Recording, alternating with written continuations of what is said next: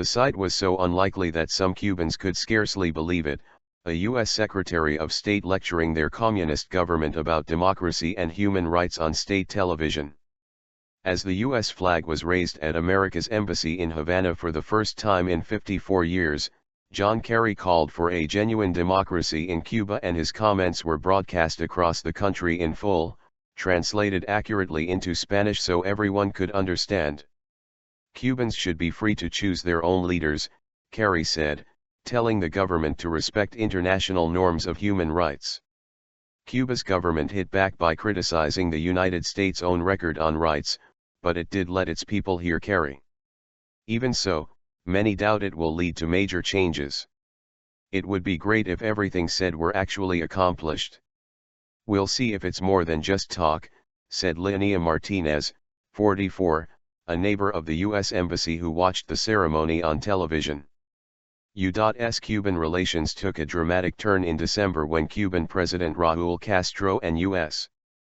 President Barack Obama announced an end to decades of hostility. Since then, Obama has eased restrictions on travel and trade, believing engagement with Cuba will do more to encourage personal freedoms on the island than Cold War-era rhetoric and economic embargo. Cuban dissidents believe Obama is making a real attempt at change, but that Castro will hold firm, refusing to loosen the Communist Party's hold on power. No, nothing is going to change because the U.S. government shows good intentions but the Cuban regime doesn't, in fact everything to the contrary, said José Daniel Ferrer, leader of the largest dissident group, the Patriotic Union of Cuba. Like other dissidents, he was not invited to the flag-raising ceremony, but he did meet with Kerry at the U.S. Embassy residence. Despite his skepticism, Ferrer was struck by the image of Kerry's message broadcast on tightly controlled Cuban television. "Yes, that's positive for the cause," he said. Witness to history. A few hundred Cubans and tourists braved the intense August heat and tight security around the embassy to watch the U.S. flag go up while a U.S. Army band played the national anthem. Others watched it all at home or at work. Cubans are generally pleased with the rapprochement between Havana and Washington but hold mixed opinions about the extent to which it might improve their lives. Many hope an influx of American tourists and businesses will perk up the Cuban economy, though for now the U.S. trade embargo of Cuban remains in place and the economy is weak. "With a salary, I can't sustain myself.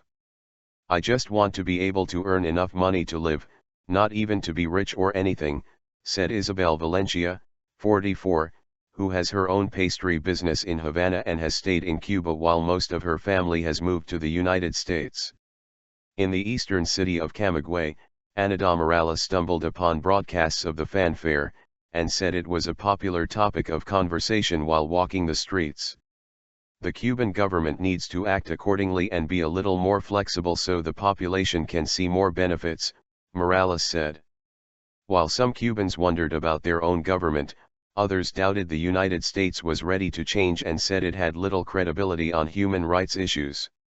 The U.S. wants to show that they practice real democracy. But who has committed more atrocities in the world than the United States? Who has invaded all of the countries of Latin America, including Cuba? The United States, said Leyania Martinez, 79. Both the U.S. and Cuban governments say there will be many obstacles and disputes ahead. Castro, who has made modest market-style reforms since taking over from his elder brother Fidel Castro in 2008, has made clear he has no intention of allowing rapid political changes. Felix Lopez, a locksmith from Havana, leaned on the security gate outside the embassy to get a view of the ceremony. He openly wondered how much more progress he might see. "They say it will happen over the long term, but if the term is really long, I'm not going to see it. I'm 65 years old," Lopez said. "This is a population of seniors. Both sides need to hurry up because every day there is greater need."